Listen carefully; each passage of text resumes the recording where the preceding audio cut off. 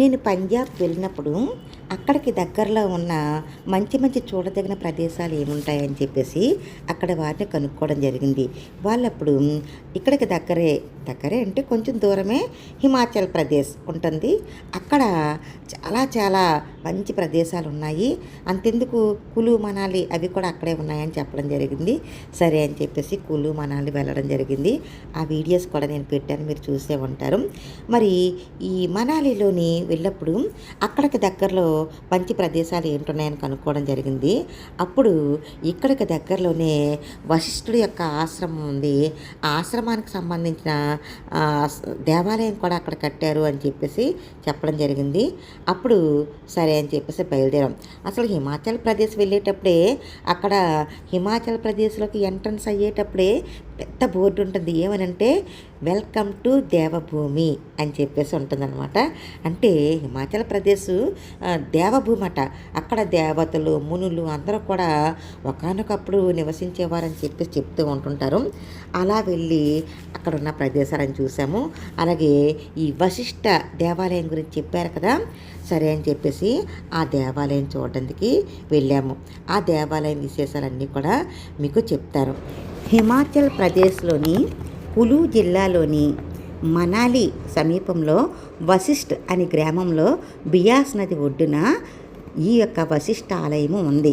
ఈ ఆలయం ప్రత్యేకత ఏమిటంటే ఇది 4000 సంవత్సరాల క్రితం, అంటే అంత పురాతనమైనదిగా ఇది విశ్వసిస్తూ ఉంటుంటారు. ఇక్కడ ప్రధాన ఆకర్షణ సహజమైన వేడి నీటి బుగ్గలు. ఈ నీటిలో స్నానం చేయడం వల్ల చర్మ వ్యాధులు తగ్గి అలసట తీరుతుందని భక్తుల నమ్మకం. పురాణ గాథ ఏంటంటే శ్రీరాముని సోదరుడు లక్ష్మణుడు తన బాణముతో భూమిని తాకడం వల్ల ఈ వేడి నీటి బొగ్గలు ఉద్భవించాయని పురాణాలు చెబుతున్నాయి. ఇప్పుడు వశిష్ఠుల వారి గురించి కొంత వివరాలు నేను మీకు అందిస్తాను, వినండి. వశిష్ఠుడు వీరు సప్త ఋషులలో కూడా ఎంతో గొప్పవారు. బ్రహ్మర్షి, వీరినే బ్రహ్మర్షి అని అంటారు. మరి ఇంత గొప్పవాడు. అంతేకాదు ఈయన బ్రహ్మదేవుని యొక్క మానస పుత్రుడు. బ్రహ్మ తన మనస్సు నుండి ఇతను సృష్టించారని అంటూ ఉంటారు.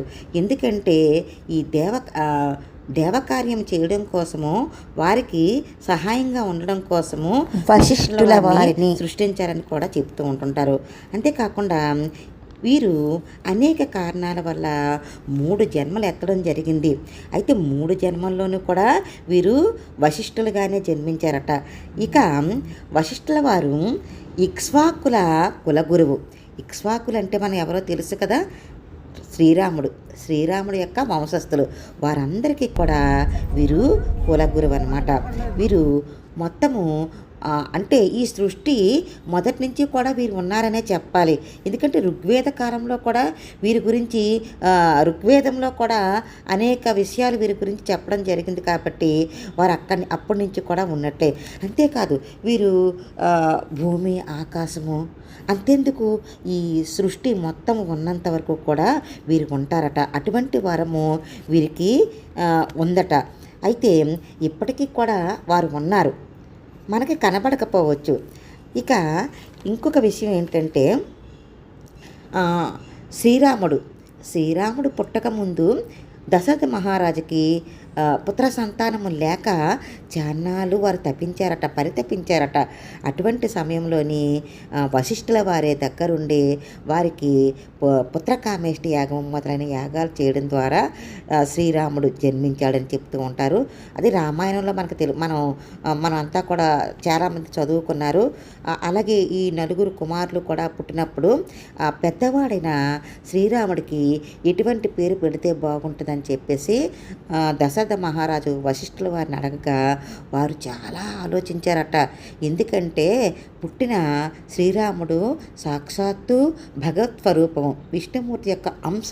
కాబట్టి అటువంటి వారికి ఎటువంటి పేరు పెట్టాలని ఆలోచించి అనేక గ్రంథాలను వారు చూసి ఇలా పెట్టడం జరిగింది.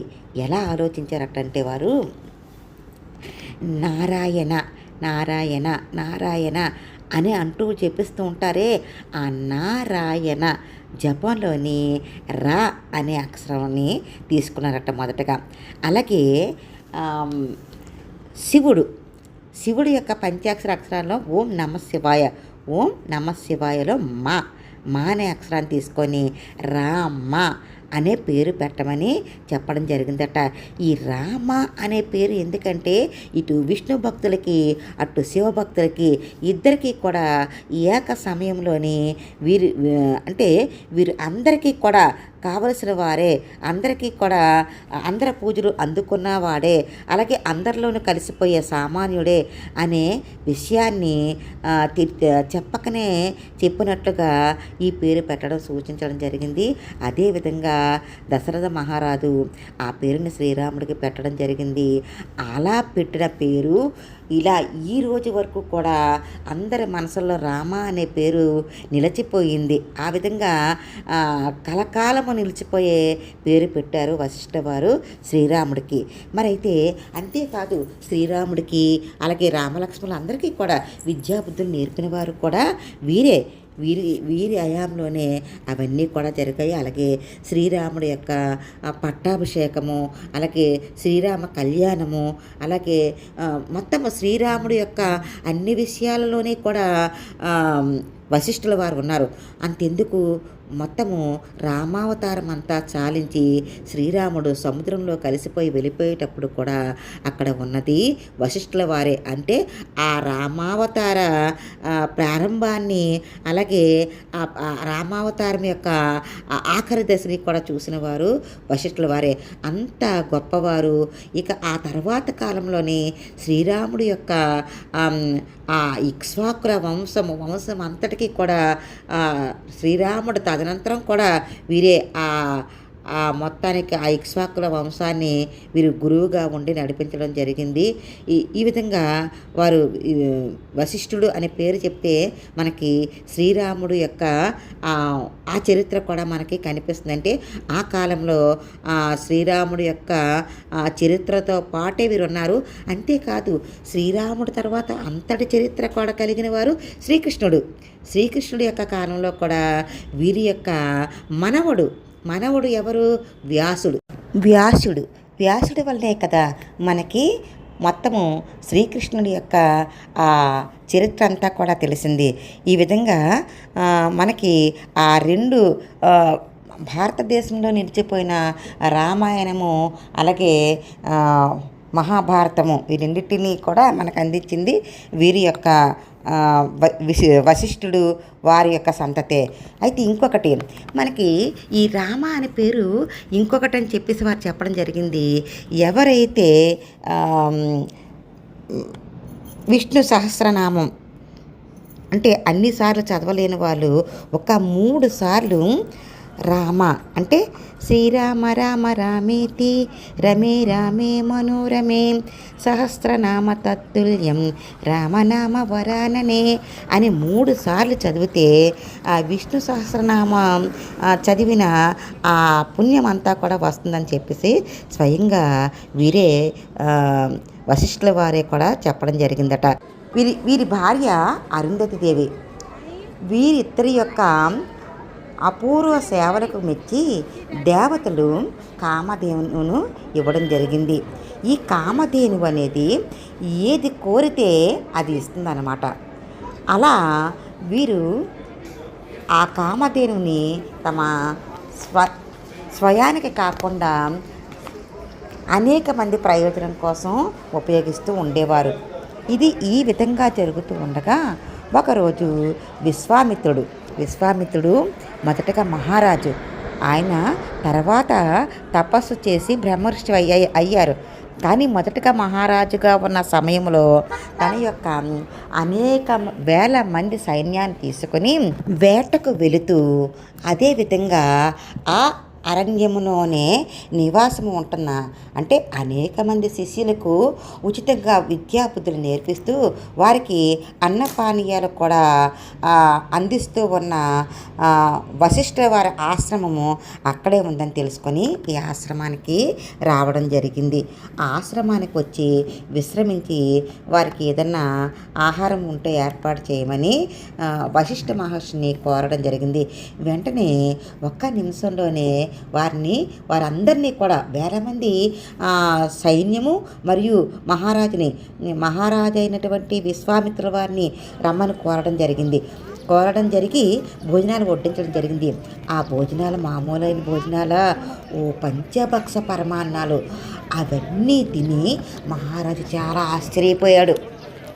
ఆశ్చర్యపోయి వెంటనే వశిష్ఠ మహర్షి దగ్గరికి వెళ్ళి, మహర్షి, మా యొక్క అంతఃపురాల్లో మాకు కూడా దొరకనటువంటి ఎన్నో గొప్ప గొప్ప ఆహార పదార్థాలు మేము ఇక్కడ తినడం జరిగింది. ఇది చూస్తే అరణ్యవాసము. ఈ అరణ్యవాసంలో కందమూలాలు తప్పితే ఏమీ దొరకవని మేము ఆలోచించడం జరిగింది. కానీ ఇక్కడ చూస్తే మేము ఇంతకాలము ఎప్పుడు తినటువంటి మంచి మంచి విందు భోజనం ఏర్పాటు చేయడం జరిగింది. ఇదంతా ఎలా సాధ్యమైంది అని అడిగితే అప్పుడు ఎంతో వినయంగా వశిష్ఠ మహర్షి, దీనిని మాకు దేవతలు ఇవ్వడం జరిగింది. మేము మా భార్యాభర్తలమైన అరుంధతి నేను కూడా అనేక మంది శిష్యులకు మేము విద్యాబుద్ధులు నేర్పిస్తే వారికి ఆహారం పెట్టడం కోసము మేము అప్పట్లో చాలా ఇబ్బందులు పడుతూ ఉండేవారము. దానిని గ్రహించి మా సేవలను గుర్తించి దేవతలు ఇచ్చారు మహాప్రభు అని చెప్పేసి చెప్పడం జరిగింది. అప్పుడు వెంటనే విశ్వామిత్రుడికి ఒక ఆలోచన కలిగి దాన్ని ఆచరణలో పెడుతూ ఈ విధంగా అన్నాడు, మహాముని, అరణ్యంలో కందమూలాలు తింటూ బ్రతుకుతున్న మీకు ఈ కామధేనువు మీ దగ్గర ఉండడం అనవసరము. మాకిచ్చేస్తే మాకు రాజ్యపాలనలో ఎంతో ఉపయోగపడుతుంది. కాబట్టి మీరు తక్షణము మాకు ఆ కామధేవుని అందించే ఏర్పాటు చేయండి అని చెప్పేసరికి వెంటనే వశిష్ఠుల వారు చాలా సున్నితంగా, లేదు మహాప్రభు, మేము మా దగ్గర ఉంచుకుంటాము, దీన్ని వేరెవ్వరికి కూడా ఇవ్వము అని చెప్పడం జరిగింది. వెంటనే మహారాజు చాలా కోపం వచ్చింది. మా హయాంలో మా రాజ్యంలో నివసిస్తున్న వారికి ఇంత కండకావరమా, మా మాట ధిక్కరిస్తారా అని చెప్పేసి వెంటనే ఆ కామధేనుని బంధించి తీసుకొని రండి అని కోరడం జరిగింది. వెంటనే అంతమంది భటులను ఓడించడం, అది యుద్ధం చేసి ఓడించడం సాధ్యమైన పని కాదు. వెంటనే వశిష్ఠుల వారు కామధేనువుతో ఇలాగన్నారు, అమ్మ కామధేనువు, నిన్ను రక్షించే శక్తి నీకు మాత్రమే ఉంది, కాబట్టి నిన్ను నువ్వే రక్షించుకో అని చెప్పేసరికి వెంటనే ఆ కామధేనువు తన లోపల నుండి దేనినైనా సరే సృష్టించగలిగే శక్తి తనకుంది. కాబట్టి తన శరీరము నుండి వేల కొలది సైన్యాన్ని సృష్టించి ఆ సైన్యంతో మహారాజు యొక్క సైన్యాన్ని ఓడించడం జరిగింది. వెంటనే మహారాజు ఓడిపోయి ఒక్కటి తలిచాడు, ఓహో, మహారాజుగా మేము నేర్చిన యుద్ధ విద్యలు ఏవి కూడా ఈ యొక్క ఆశ్రమంలో తపస్సు చేస్తున్న మునుల దగ్గర పనిచేయమన్నమాట. ఓహో, నేను కూడా వెంటనే మునిని కావాలి, నేను కూడా తపస్సు చేస్తాను అని చెప్పేసి భావించి అప్పటికప్పుడు రాజ్యాన్ని విడిచిపెట్టి విశ్వామిత్ర వారు చాలా ఘోరమైన తపస్సులు చేశారు. చాలా చాలా చాలా చాలా తపస్సులు చేసి ప్రతిసారి అనేక సార్లు వశిష్ఠ మహర్షి మీద దండయాత్రకు వచ్చారు. ప్రతిసారి కూడా ఓడిపోవడం జరిగింది.